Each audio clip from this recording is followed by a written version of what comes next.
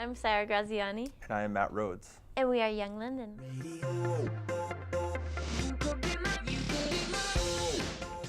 Up in Salem, New Hampshire, and I went to Salem High School. I was not the president of the band. You were the president of your own band. I was always in my own band. Yeah. I never really did much school-related activities. I wasn't fond of them per se, but I also went to college in Boston. I went to Curry, and I had a 4.0 GPA there. So I left Curry because clearly there was something wrong if I was getting a 4.0. Then I went to Merrimack College, and I liked that. I graduated with a MBA for business management and IT, and I like that a lot. I've been doing music my entire life.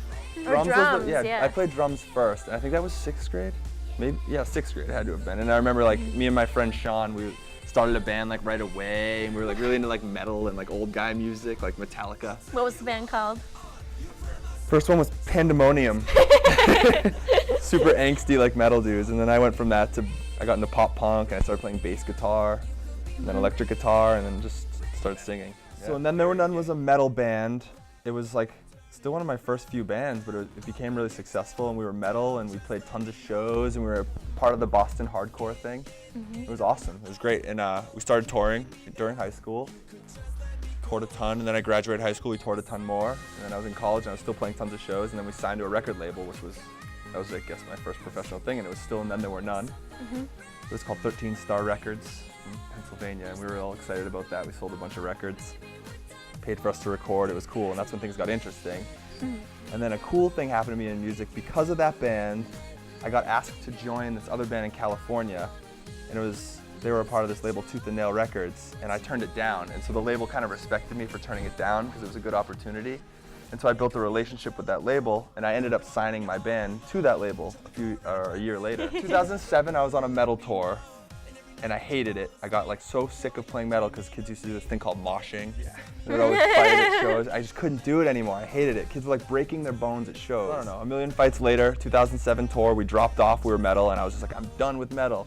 Started writing dance music. I got into this artist called Cascada. That was like my jam, and like things happened fast after that. We were signed to a record label, a real EMI Records, one of the biggest in the world, within 2 months of churning into techno and like releasing music. It was incredible. It was like, that was my path. Yeah. And so that was my first real project. We started to make some money and sell records and tour, and it's just kind of been crazy since then. Okay, I grew up in Salem, New Hampshire. I went to Salem High School.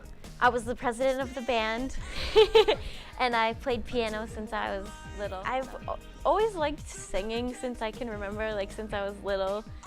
I would like record myself like singing on like cassette tapes and stuff.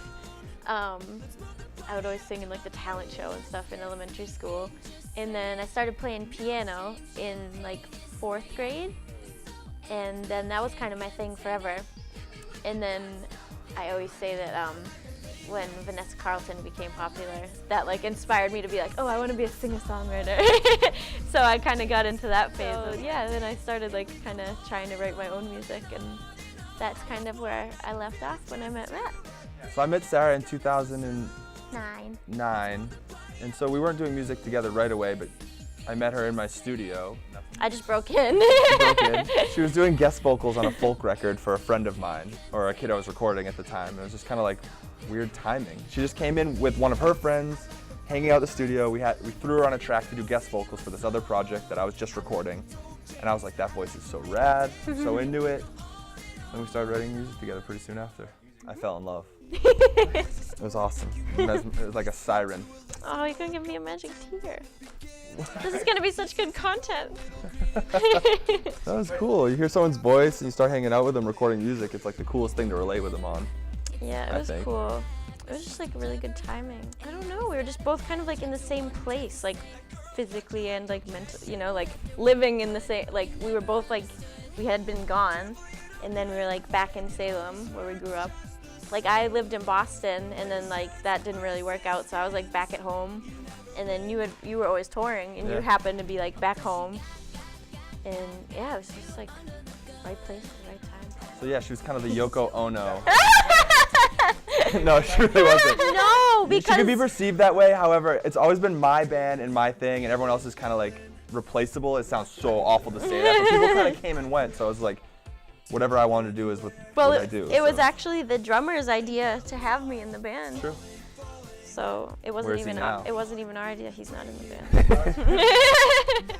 Barely knew each other though. It's so weird to me that we were in like the same circle of friends.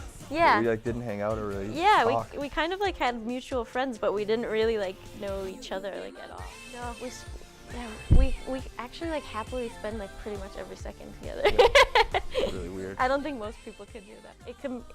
It can be hard like touring sometimes because you're like in a very like small space with like a bunch of other people. Like it's definitely like the weirdest like relationship situation ever. Like Yeah. no one else has to do that kind of stuff. No. Like, but it's also cool because like you're like touring the country together. Like you're doing all this stuff. Like it's, I don't know, if you look at it like positively, it's like going on like these weird vacations or something. Like you get to like experience a lot of stuff together. Is the coolest, most flattering thing about Young London so far is that Definitely. we are loved by Boston. Like it really helps. Like we have like a hometown following in Boston, and like Yeah. people see that across the country. And like our team, like our manager, our lawyer, our label type people, they all love how much love we get from Boston. Like Yeah, it's really cool. it's cool. The critics like us here, and that means a lot. Everywhere in the country so far, just we haven't left the U.S. yet. Yeah. Been stuck here so far, but everywhere in the U.S. we've played, and we have like a good following. It's just we need to go to Europe. Gotta get across the pond. like- Warped Tour, it's like a big fest. They basically lock 40,000 kids in an arena Yeah. and tell them to listen to like Or like a parking lot. 100 different bands. Yeah. Yeah. There's 100 bands, and it's kids locked in like a small parking lot or a pretty big parking lot. Big parking lot, yeah. And they just spend money and they listen to music and they go crazy all day. Yeah. Everyone on our team, like from Eva, our booking agent, to management, everyone said like, ask these bigger bands to take you on tour, ask them for favors. But we feel like it's like tacky. Like we just try to like be cool with And we people. did- like and we we're just didn't. ourselves. We trusted yeah. our instincts and we did it, and we got asked to do Warped Tour again, but this time on a bigger stage and with like a bigger budget. Yeah. And it's because, We don't play like the kiss ass game. yeah, Yeah. and that's why we get some good stuff, because we respect other people enough to not bother them. Yeah. Sometimes. There are days where it's Yeah. like, why do I do this? I mean, like I do music because I like music, but I deal with all this other stuff that has nothing to do with music. Yeah. R&B. Like contract Like reading, like budgets 40-page contracts. And budgets. Yeah. The legal stuff is what Because kills it's me. still the music business. It's the music industry. You don't get to like just be an artist. Yeah, that's when I want to give up. Is when I'm like Yeah. looking at a contract. I'm like, I You're don't like, this care. isn't Just what give I them all wanna my be money, doing. whatever. Yeah. It is hard. It's hard, and it's cool. I think that's why like Matt has done so well too, because like there's plenty of people that, you know, it sounds good to them to like go be in a band, but like I think a lot of people don't realize that like it is like really hard work, and like you have like a business guy in you too. Like you care about like the quality of the product, and you're kind of like a perfectionist. I'm gonna do music forever.